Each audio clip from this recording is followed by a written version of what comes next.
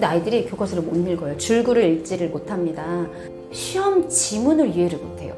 어휘력이 부족하다라고 하는 건 사실상 듣는 귀도 부족하게 되고 있는 거거든요. 현장에서 느껴지는 문해력의 심각성은 어떤가요? 교과서가 공부의 포인트라고 말씀드렸고, 사실 교과서가 진짜 괜찮은 책이거든요. 근데 아이들이 교과서를 못 읽어요. 줄글을 읽지를 못합니다. 줄글을 읽지 못하니까 아이들에게 공부를 시키고자 학습지를 주게 되는데, 만약에 교과서를 읽게 되면 읽으면서 중간중간 모르는 단어들이 계속 생기니까 그냥 계속 지뢰밭이에요. 한 문장을 제대로 읽어나가지 못합니다. 공부를 농사에 비유해서 교과서를 밭이라고 생각하면, 사실 이 밭을 잘 가꿔가지고 씨앗을 뿌리고 이걸 물도 줘가면서 잘 관리를 해야 되거든요. 근데 아이들은 이 밭을 갈기도 전에 여기 막 자갈돌이 엄청 많아요. 이거 골라 빼느라고 농사를 시작도 못하는 구조예요. 어휘력이 떨어진다는 건 문장을 읽어내지 못한다는 말이 되기 때문에 교과서 자체를 제대로 농사를 시작도 못하는 것과 같은 현상이 있습니다. 또 하나, 사실 아이들이 공부를 하면 그게 이제 성적으로 나타난다는 거, 시험을 잘 봐야 되는 거잖아요. 시험 지문을 이해를 못해요. 글을 모르니까요. 원래 시험 문제의 발문에 예전엔 같았으면 다음 중 이 조건에 부합하지 않는 것은, 이런 표현 쓸 수 있었거든요. 그런데 아이들 부합하다라는 말을 부정적인 단어로 생각을 해서 틀리는 경우들이 있어요. 그래서 지금은 이거 교육부 지침입니다. 무조건 지문 자체를 쉽게 해라. 다음 중 알맞은 것은, 이런 말로 해라. 아이들이 아예 못 알아듣고 문제 자체를 못 알아들어서 틀리면 안 되니까 바꿔줘라 라고 하기도 하고요. 그 다음에 아이들, 제가 이제 시험 문제를, 서술형 문제를 냈을 때 예시로 조선시대 때에 쓰여진 지리책의 편찬 주체가 누구인가요? 라고 물어보면 애들은 주체라는 단어를 정확하게 모르니까 주제를 써놔요. 분명히 다른 단어거든요. 누가 썼니를 물어본 것과 어떤 내용이 들어있는지를 물어본 거 다른 문제인데 그거 전혀 구분하지 못합니다. 그래서 시험 공부를 해놓고도 결과적으로 아이들이 자기 실력을 제대로 발휘하지 못하게 되고요. 어휘력이 부족하다라고 하는 건 사실상 듣는 귀도 부족하게 되는 거거든요. 그러니까 애들이 듣고 받아쓰기조차가 잘 안 돼요. 제가 이제 지역에 대한 설명을 할 때, 전북의 김제라는 지역은 간척을 통해서 아주 드넓은 새로운 땅을 만들었어요. 여기는 그래서 지역 이름도 광할면이랍니다 라고 했더니 애가 질문을 하더라고요. 선생님, 왜 간첩이 땅을 만들어줘요? 라고 하는 거예요. 간척을 못 알아들으니까 자기가 아는 단어로 그냥 왜곡해서 간첩으로 빼는 거예요. 이런 경우 정말 허다합니다. 너무너무 많은 아이들이 이렇게 질문을 하고요. 이런 오개념 잡아주다가 본질적인 건 접근도 못하는 상황이 발생을 해요. 그러니까 노력은 많이 하는데 결과가 안 나옵니다. 환경이 달라졌잖아요. 그러니까 애들이 너무 미디어에 노출이 많이 되어 있고요. 요즘 아이들은 뭐든지 대충 해요. 그러니까 우리는 예전에는 정보를 찾으면 네이버 검색을 해서 거기서 정보를 가지고 요약하고 이거 안에서 뭔가 흡수를 하는데, 요즘은 아이들 정보 찾을 때 유튜브에서 검색하거든요. 그러면 그냥 남들이 떠들어주는 걸 가지고 그냥 그거를 듣기만 하고 이제 하기 때문에 문자 자체가 흡수하는 능력이 다르고요.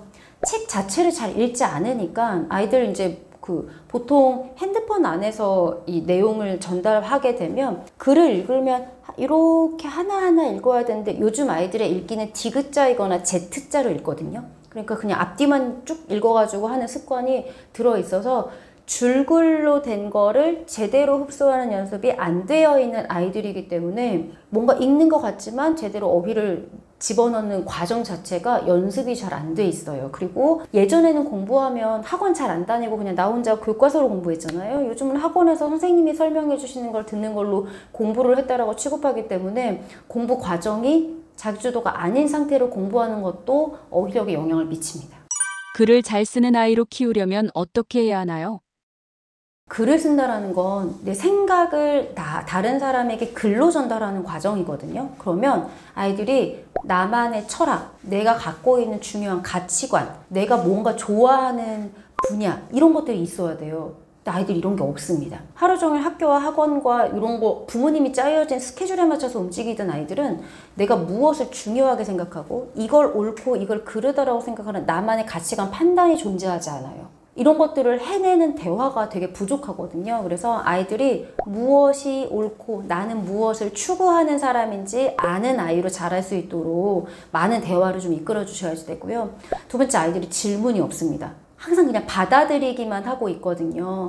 아이들 자랄 때 한 4살, 5살쯤에 아주 공포의 왜 시기가 한번 찾아오거든요. 이때 아이들의 질문은 진짜 구체적이고 뾰족합니다. 풀 한 포기도 왜 자랐는지 궁금해하고요. 지나가는 버스는 어디로 가는지 궁금해하고요. 저 사람은 왜 저렇게 생겼는지까지 질문하고 정말 질문이 구체적이고 뾰족하거든요. 근데 그때 질문이 난감해도 웬만하면 이렇게 아이들의 호기심을 이끌어 주시려고 노력하시는데 정말 희한하게 아이들 어느 순간부터 이런 모든 질문들이 사라지는데 부정을 하기 위한 왜 말고요. 상황이나 내용의 본질에 다가가려고 하는 왜는 정말 너무너무 중요하고 의미 있는 질문이거든요. 이 호기심이 사라지지 않게 도와주셔야 돼요.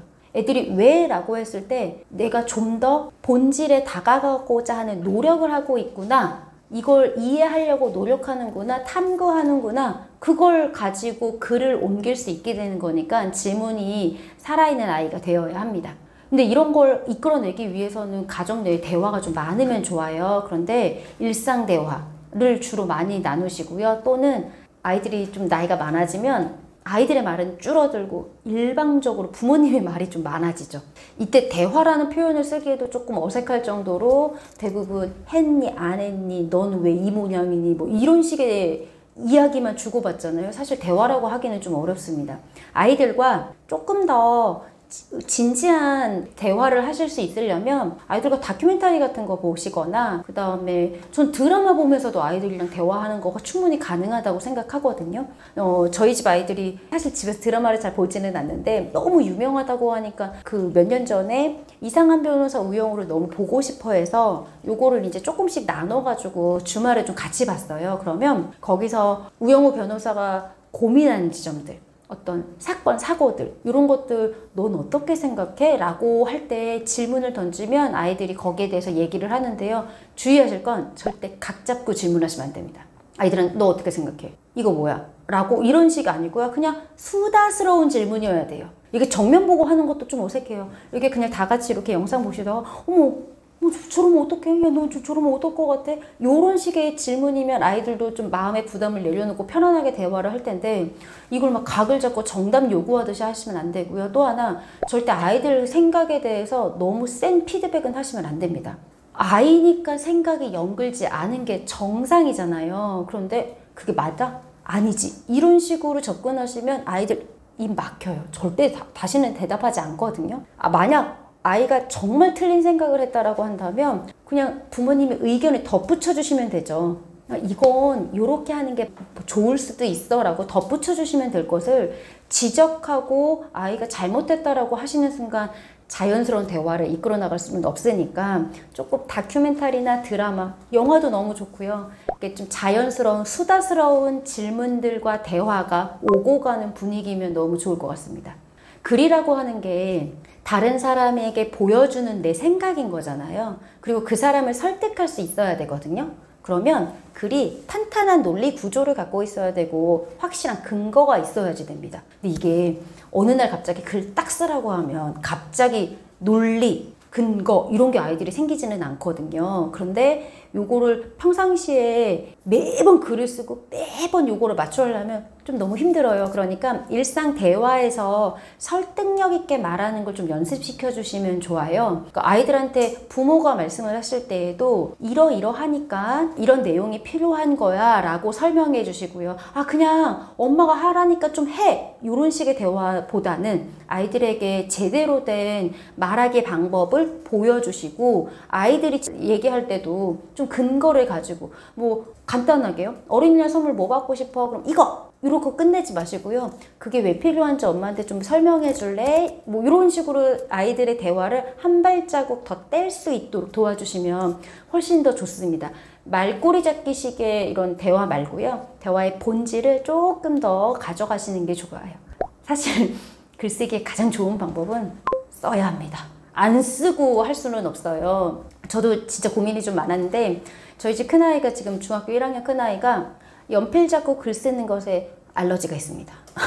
이거 연필 잡으면 못 일 나는 줄 아는 아이예요. 그래서 진짜 여러 가지 방법을 시도했는데 하다가 저도 약간 이건 아닌가 싶게 포기를 했었는데 5학년 때 갑자기 아이가 자기 글 써야 되니까 컴퓨터를 열어달라고 하더라고요. 컴퓨터가 이게 필요할 때만 열리게끔 되어 있거든요. 그래서 물어봤더니 학급에서 문집을 만드는데 손글씨로 쓰지 않아도 된다고 하셨다. 그러니까 나는 타자 치는 건 재밌으니 글을 쓰겠다. 게다가 주제를 좀 재밌는 걸 주셨어요. 그러니까 이거에 대해서는 자기가 떠들어보고 싶고 얘기해보고 싶으니까 그거는 써놓고 고치고 반복하더라고요. 그래서 내가 왜 처음부터 연필로 꼭 쓰라고 이렇게 강요를 했었던 건가? 이거를 그냥 손으로 쓰지 않고 키보드로 치는 것도 방법이었을 텐데, 그리고 아이가 좋아하는 걸 쓰라고 했어야 되는데 일기에 너무 집착했던 건 아닐까라는 생각이 들더라고요.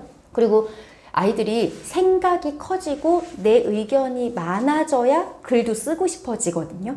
그러니 저학년 때보다는 오히려 자기 생각이 좀 또렷해진 고학년이 되면 더 써보고 싶은 주제가 좀 늘어날 수도 있습니다. 그래서 너무 일찍부터 힘들어하지 마시고 일기 쓰기에 너무 집착하지 마시고 평상시에 대화를 조리 있게 하고 전달력 있게 말했다라면 사실상 그걸 그대로 옮기면 글인 거거든요. 그래서 일상적으로 꾸준하게 아이들과 질문이 있고 대화가 있고 그 다음에 생각이 좀 커질 수 있도록 도와주시면 글쓰기에서도 도움을 받으실 수 있을 겁니다.